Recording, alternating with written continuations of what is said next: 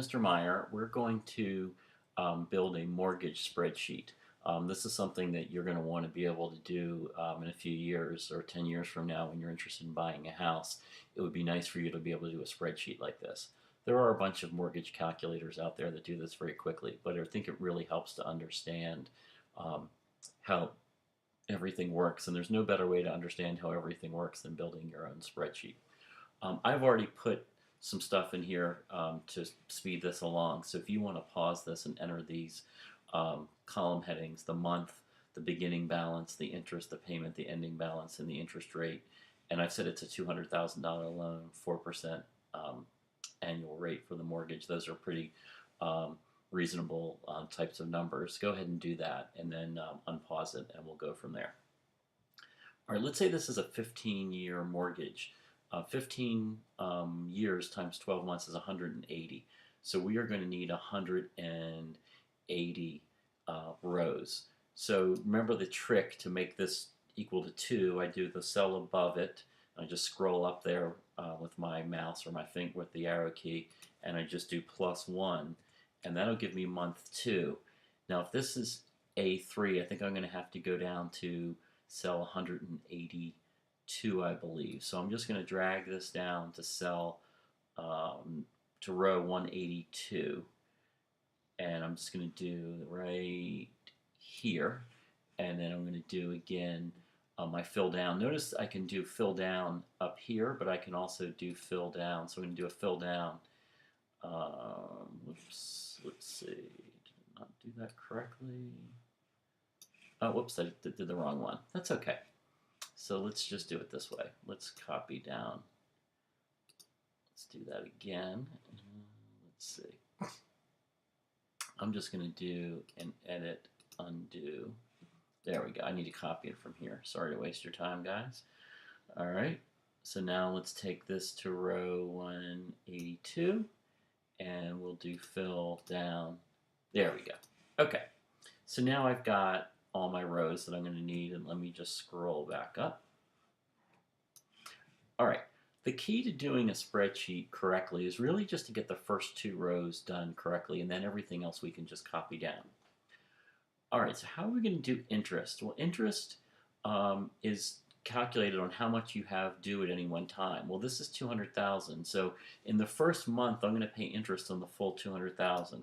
So I'm going to type in a formula, equals, and I want to do the principal times the interest rate, but of course the interest rate has got to be divided by 12 because it's a monthly rate.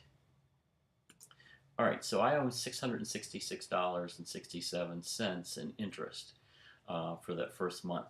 Now it's really hard to figure out what the payment's going to be. Let's just say that our payment is $1,000. Well, we're going to come back and change that. There's a really difficult formula we could use, but we're going to use some technology to figure out what that payment should be.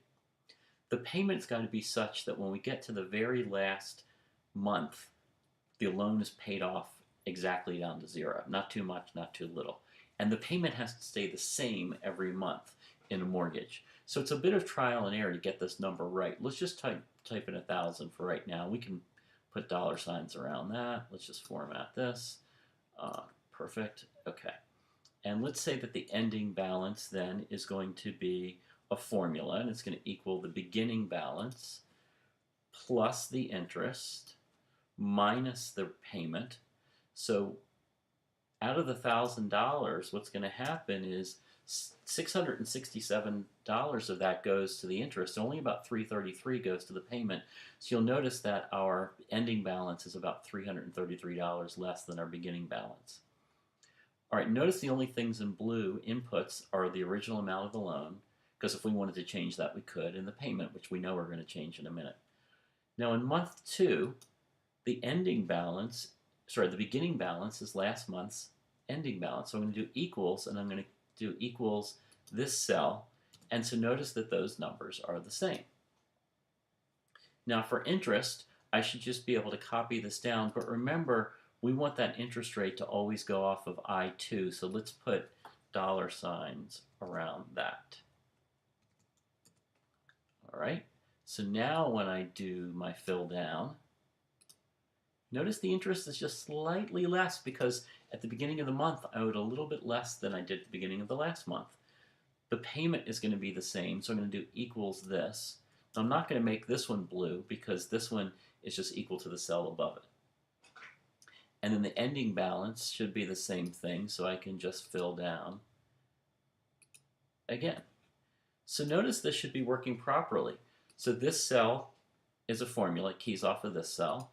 This cell is the formula for the interest. It's got the dollar signs, so it's always going to use 4%. The payment's always going to be 1,000, which keys off of this, or the number above it. And then this is a formula as well. So I should be able to copy or fill down all of this all the way down to that row 180. This is the power of the spreadsheet. Once I do this calculation for a first couple of rows, then I don't have to do it by hand. Imagine having to calculate each of these numbers by hand. Even with a calculator, it would take you quite a long time. So I'm going to do my fill down, and I'm done. Now notice here's the problem. If I pay $1,000 a month for the next 15 years, I still owe $117,000. I haven't even paid off half the mortgage. So I'm going to need to change this payment. Maybe I should pay $2,000 a month. Let's see if that works. Okay, now notice this changed this to 2,000 and everything else to 2,000. Let's go down to the bottom. Ooh, notice this turns negative. I paid too much. No, I can just keep going back and forth and through trial and error, try to get the payment to about right. Hey, let's go to the middle, 1,500, and see if I can get it.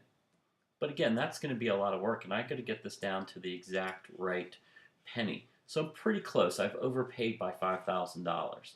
So we're going to do what's called a goal seek.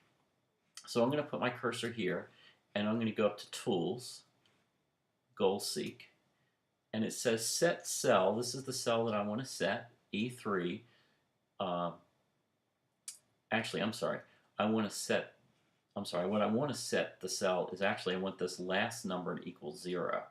Sorry, so I want to set this cell to 0 by changing the payment. So I want the balance of the mortgage to be 0 at the very end by changing this cell right here. So I'll click on that and I'll hit OK, and it'll do it for me. And it found an answer of 1479.38. It says it found a solution. If I want to accept it, I hit OK. So now if I scroll down, notice that I get to exactly 0, and that's by paying a mortgage of 1479.38. So if I pay that amount, that will exactly work. So now I have done my mortgage spreadsheet. We created a 180-row spreadsheet in probably 6 or 7 minutes. Pretty amazing what we can do. And now we can play around with things. We could change the interest rate. We could change the beginning balance. Now, of course, every time we do that, to get the payment exactly right, we'd have to go through that goal seek again. So let's say I change the interest rate to 3%. Now my payment can go down because I'm going to have less interest. So, because notice what happens now, if I go to the bottom, I've overpaid by $22,000. So I'll do goal seek again. So I'll go Tools, Goal Seek. I want to set cell, the one at the bottom. I want to set this cell to 0. Whoops. By changing cell, let's go back up, the payment cell. And our payment cell is right here, and hit OK. And now I can get away with a $1,380 payment. So changing that interest rate saved me about $100 a month in my payment. That's pretty nice. I can also do some things as well at the bottom. Let's do some totals. So let's do a total. All right. Again, it's nice to put down here some underlines.